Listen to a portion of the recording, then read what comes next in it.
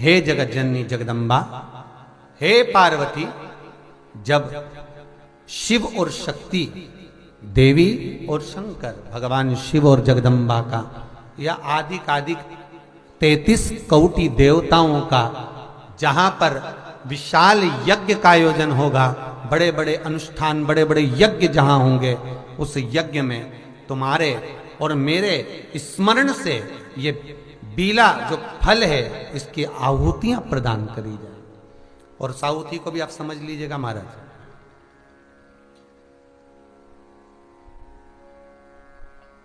एक वो भी आप समझ लें कि जैसे अष्टमी तिथि या नौमी तिथि किसी भी महीने की, चाहे शुक्ल पक्ष की हो चाहे कृष्ण पक्ष की हो, अष्टमी और नौमी तिथि ये दो तिथियां ऐसी हैं, मान लो तुम्हारा पैसा तुमने किसी को दिया 5 लाख 4 लाख 3 लाख 10 लाख 8 लाख 2 लाख 50,000 25,000 20,000 40,000 और वो पैसा नहीं दे रहा आपको, आप हार गए कह कर, फोन लगा कर, भैया दे दे रहे, परेशानी है, दे दे रहे भैया, हम तो परेशान हो गए, और हार गए, नहीं मिल रहा, बहुत परेशान। तो महाराज किसी भी अष्टमी या नौमी तिथि के दिन आप मां जगज्जननी जगदम्बा का शिव के साथ में, शिव शक्ति का स्मरण कर देवी के नाम की 9 आहुतियां, सूखे बीले की, मतलब बीला जो सूख चुका है, फल जो सूख चुका है, उसकी 9 आहुतियां अग्नि में शंकर और सती के नाम से, शंकर और शिव के नाम से समर्पित करें। और आखिरी आहुति जो समर्पित करें उसमें थोड़ा सा भाग तिल का, और तिल भी काली नहीं चढ़ती उसमें, श्वेत तिल का भाग उसके साथ लगाकर समर्पित करें, और जिससे धन लेना है उसका नाम लेकर वो समर्पित करें महाराज, उसको सुध आएगी और वो पैसा किसी भी हाल में आपके हाथ में थमाकर जाएगा ही, ये पक्का है। उसकी आहुतियां, हे जगज्जननी, हे जगदम्बा, तेरा नेत्र बिंदु से जो प्रकट हुआ वृक्ष है बेलपत्र का, उस वृक्ष की एक एक जड़ हो, टहनी हो, डाली हो, फल हो, शूल हो, वो सब मुझे अंगीकार है, मुझे स्वीकार। काल भैरव भगवान का नाम उच्चारण करना, कैसा भी चर्म रोग हो, कैसी भी बीमारी शरीर की चमड़ी से जुड़ी हुई अगर हो गई है, काल भैरव भगवान का स्मरण फल देता। भैरव भगवान का नाम लेकर जल समर्पित कर मां भैरवी का स्मरण कर जल की धार का स्मरण, शिव शंकर, यह शिवलिंग है, यह जलाधारी है। जब जल चढ़ाएं, दक्षिण में खड़े होंगे, जहां पानी बहता है वो उत्तर में जाता है। शिव जी का जो पानी है वो बहकर कहां जाता है? उत्तर में। तो जहां से पानी बहता है उसके ठीक विपरीत में खड़े होकर, बैठकर आप शिव जी को यहां जल चढ़ाएं। ओम भैरवाय नमः, शिव भैरव का नाम लेकर जल समर्पित करें। मां भैरवी का नाम लेकर यहीं से जल की धार यहां चढ़े। जो जलाधारी है गोल चौकोर, जो भी जलाधारी आपके पास के मंदिर में, वहां भैरवी का, मां भैरवी का नाम लेकर, पहले बाबा का भैरव शिव का नाम लेकर यहां, और मां भैरवी का नाम लेकर यहां जल समर्पित करें। जो जल चढ़ता है उसी जल का प्रोक्षण अपने शरीर पर करें, या थोड़ा सा झेल कर लाकर उसको पूरे जहां जहां तकलीफ है पूरे शरीर में लगाना प्रारंभ करें। डॉक्टर की दवाई भी खाते रहें, इलाज भी कराते रहें, और साथ में ये बाबा भैरव का नाम भी लेते रहें, आराम लगेगा, होगा। शिव तत्व की प्राप्ति का सुख है। भगवान भैरवनाथ का स्मरण, लोग कहें कि कई लोग कहते हैं शंकर जी अलग हैं, भैरव अलग हैं, कोई कहता है शिव अलग हैं, भैरव अलग हैं, कोई कहता है जगज्जननी दुर्गा अलग है, भैरवी अलग। ना ना ना ना, ये व्यर्थ की बातों में आप मत पड़िए। शिव महापुराण, हमारी बात पर भरोसा नहीं तो शिव महापुराण की कथा लेकर आओ, गीता प्रेस गोरखपुर की, और शिव महापुराण की कथा को हिंदी में अपने घर में रहकर जब फुर्सत मिले तब पढ़ो, तो आपको ज्ञात हो जाएगा कि भैरव अलग नहीं है, शंकर का एक रूप काल भैरव के रूप में प्रकट हुआ है। शिव ही भैरव और भैरव ही शिव। हनुमान जी कौन है? शिव का, हम हनुमान जी को अलग नहीं मान सकते। शंकर ही हनुमान है और हनुमान ही शंकर है, दोनों में कोई भेद, हम उसको अलग नहीं मान सकते। दुनिया भले भेद करे वो अपनी जगह पर हमारी व्यासपीठ ये भेद करना नहीं सिखाती। हमारी व्यासपीठ तो कहती है राम ही शिव है, शिव ही राम है, दत्त ही शिव है, शिव ही दत्त, कृष्ण ही शिव है, शिव ही विष्णु ही शिव है, शिव ही विष्णु, सब एक में नजर आ रहा है। और सारे तीर्थ धाम आपके चरणों में, हे भोलेनाथ प्रणाम आपके चरणों में। शिव के अंतर्गत सब समान,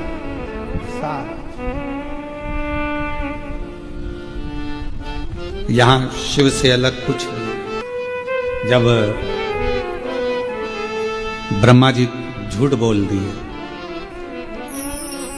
ये शिवलिंग में से निकली हुई वाणी असत्य है, तब मेरे देव अधिदेव महादेव भगवान शंकर ने अपना स्वयं, मेरे शिव जी ने अपने ही अंगुष्ठ भाग से, स्वयं अंगुष्ठ भाग से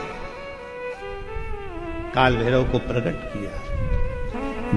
जितना रुद्राक्ष में बल होता है, शिव जी का नयन अश्रु से प्रकट हुआ रुद्राक्ष, वैसा की वैसा ही बल काल भैरव में होता है, भैरव में होता है, बटुक भैरव में होता है,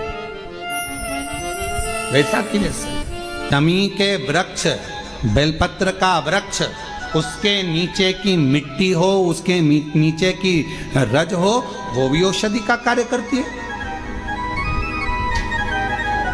जब किसी व्यक्ति को यूरिन से जुड़ी हुई प्रॉब्लम हो जाती है, उसको जब यूरिन से जुड़ा हुआ बहुत बड़ा रोग उत्पन्न हो जाता है, यूरिन नहीं आती है या यूरिन रुक जाती है या यूरिन उसकी निकलती ही नहीं, बाथरूम आती ही नहीं, उसको बहुत रुक रुक कर आती है या बाथरूम पूर्ण तरह से नहीं आती, तो उसको करा क्या जाता है, उसको जाओ शमी का वृक्ष, शमी के वृक्ष की नीचे की मिट्टी लाओ, शमी के वृक्ष की पत्ती लाओ, बाबा देवाधिदेव महादेव का अवधूतेश्वर नाम लेकर उसको अच्छा मिट्टी के साथ शमी की पत्ती को मल लो, थोड़ा गीला कर कर नाभि के नीचे उसको लगा लो। 5 मिनट के अंदर अच्छे से, कितनी भी यूरिन रुक रही हो पर यूरिन निकलना प्रारंभ हो जाती है, उसको किसी चीज की जरूरत नहीं पड़ती। 5 मिनट लगता है बस, और 5 मिनट में यूरिन आना प्रारंभ हो जाता है।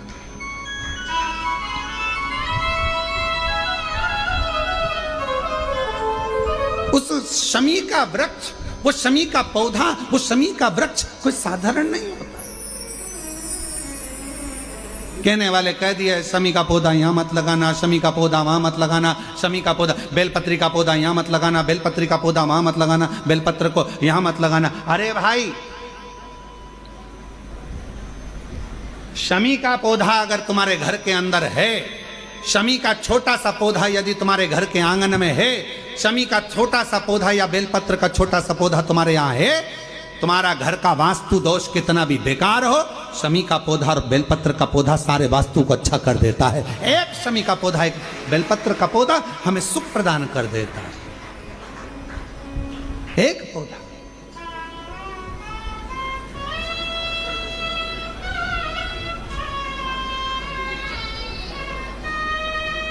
उस शमी के पौधे को ना पहचान रहे लोग, उस बेलपत्र के पौधे को ना पहचान रहे लोग। पर एक निवेदन आपसे और है, अगर तुम्हारे गांव में, तुम्हारे नगर में, तुम्हारे शहर में, तुम्हारी कॉलोनी में, तुम्हारी सोसाइटी में शमी का पौधा हो, बेलपत्र का पौधा हो, बड़ का पौधा हो, पीपल का पौधा हो, चाहे आंवले का पौधा हो, किसी भी पौधे में आप कोई भी, जैसे दही चढ़ा देते हो, दूध चढ़ा देते हो, या कोई ऐसा इत्र चढ़ा देते हो, निवेदन है आप अपने आसपास के बड़े बड़े पौधे में ये कोई भी चीज़ ना चढ़ाएं। कोई महाराज कितना भी बताए, पर उस पौधे के अंदर आप केवल जल चढ़ाएं, केवल जल। आप उसमें ना दूध चढ़ाएं ना दही चढ़ाएं। क्यों? क्योंकि पौधे में जब दही जाता है तो दही जाने के कारण, इत्र जाने के कारण, तेल जाने के कारण, कोई सामग्री जाने के कारण वो बड़े से बड़ा पौधा सूखने लगता है। हमारा करवत्त निवेदन है आपसे, उस पौधे में जब भी बेलपत्र का पूजन करने जाओ, ना दूध चढ़ाना, ना दही चढ़ाना, केवल जल चढ़ाना। आप बड़ के पेड़ की पूजन करने जाओ, केवल जल चढ़ाइए। आप आंवले की पूजन करने जाओ, केवल जल चढ़ाइए। आप शमी के पेड़ की पूजन करने जाओ, केवल जल चढ़ाइए। जल के सिवाय उसके नीचे ना दूध चढ़ाइए, ना दही चढ़ाइए, ना उसमें इत्र चढ़ाइए, ना तेल चढ़ाइए, ना कोई सामग्री चढ़ाइए। उसके नीचे केवल जल चढ़ाओ। क्यों? क्योंकि शमी ने स्वयं मंदार से कहा है, हे मंदार, शमी ने मंदार से कहा है, हे मंदार, जब कोई एक जल का पात्र लेकर हम पंच वृक्ष के नीचे आते हैं, जल का भरा हुआ पात्र लेकर आते हैं और जल समर्पित करते हैं, जब वो खाली पात्र हमारे वृक्ष के नीचे से जाता है तो वो खाली नहीं रहता, हम उसे लक्ष्मी से परिपूर्ण कर कर भेज देते हैं। ये शमी कहता है। अब ना जाने तुमको कौन कह देता है कि उसमें दूध चढ़ा दो, उसमें तुम्हें दही चढ़ा दो, उसमें ये चढ़ा दो, उसमें इत्र चढ़ा दो। किसी का कहना मत मानो, आप शिव महापुराण का कहना मानो। एक लोटा जल शमी के वृक्ष के नीचे चढ़ाओ, बेलपत्र के वृक्ष के नीचे चढ़ाओ, चाहे आप बड़े वृक्ष के नीचे चढ़ाओ, चाहे आप आंवले के वृक्ष के नीचे चढ़ाओ, चाहे पीपल के नीचे चढ़ाओ, पर जल चढ़ाओ। इसके सिवा कोई सामग्री। अभी हमने देखा कई लोग, अभी दीपावली के पहले हमने देखा भारत के भूमि में कई ऐसे लोग हैं जो ना जाने कहां कहां से ऐसे लोग पृथ्वी पर आ गए हैं, जो लक्ष्मी की पूजन करते हैं और अगले साल की लक्ष्मी को उठाकर पीपल के पेड़ के नीचे धरी आते हैं, आंवले के वृक्ष के नीचे रखे आएंगे, कहीं बड़े वृक्ष के नीचे रखे आएंगे। रोड के किनारे जितने वृक्ष लगे हैं, सबके घर की लक्ष्मी मैया, सबके घर की लक्ष्मी जी की मूर्ति, गणेश जी की मूर्ति, इस देवता की मूर्ति, उस देवता की मूर्ति, सारी मूर्तियां पेड़ों के नीचे रखी हुई है। तुम्हें कौन ने अकल दे दी ऐसी? तुम्हें अकल किसने दी ऐसी? कौन ने विवेक दे दिया कि घर की पुरानी मूर्ति को पेड़ के नीचे ले जाकर रख दो? तुम्हारे घर की पुरानी मूर्ति है, घर में एक बाल्टी लो, घर में एक टब लो, उस बाल्टी में पानी भरो, तुम्हारे घर की पुरानी मूर्ति उस पानी के अंदर डाल के रखो। जितने दिन में गल जाए, 15 दिन, 20 दिन, 25 दिन, जब गल जाए तब उस मूर्ति की मिट्टी को किसी पेड़ के नीचे ले जाकर डालो, पर अपने देवी देवता को किसी वृक्ष के नीचे ले जाकर मत रखो, उनका अपमान मत करो,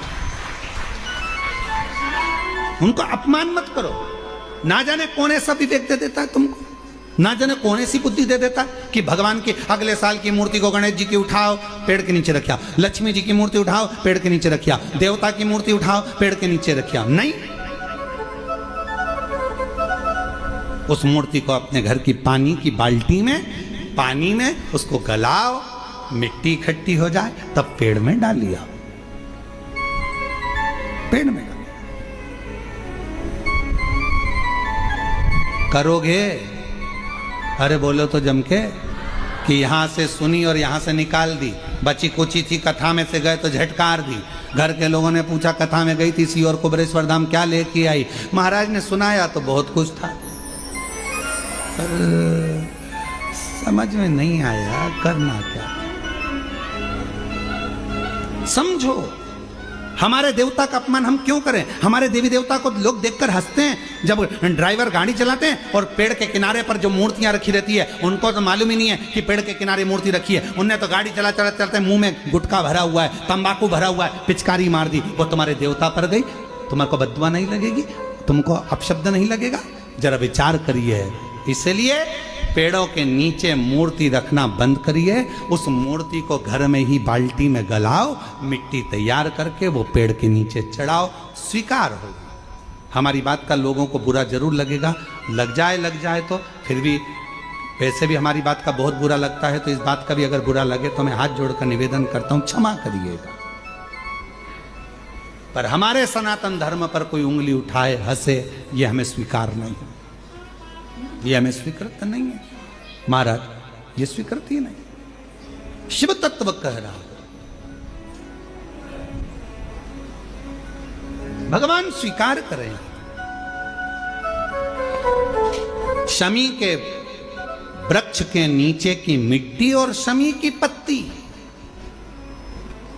अवधूतेश्वर महादेव का नाम लेकर यदि यूरिन से जुड़ा हुआ कोई भी प्रॉब्लम होता है तो नाभि के नीचे गीली कर कर उस मिट्टी को लगाया जाए। 5 मिनट, 7 मिनट, 5-7 मिनट तो बहुत हो गए, 5 मिनट में आपको उसका फर्क दिख जाएगा। 5 मिनट यूरिन आना प्रारंभ हो जाए। शमी के पत्र में वो बल होता है, शमी के पत्र।